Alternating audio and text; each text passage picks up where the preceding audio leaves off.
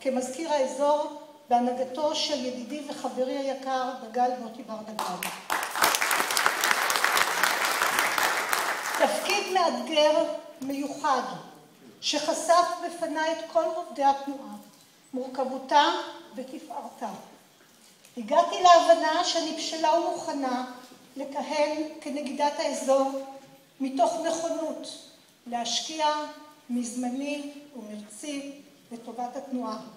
אני בטוחה שביחד, תוך שיתוף פעולה, נמשיך, בדגש להמשיך, להוביל את התנועה למחוזות של צמיחה ושגשוג.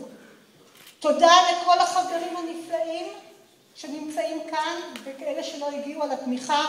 תודה מיוחדת לחבריי במועדון רוטרי גדרה הביל"ויים על הפרגון.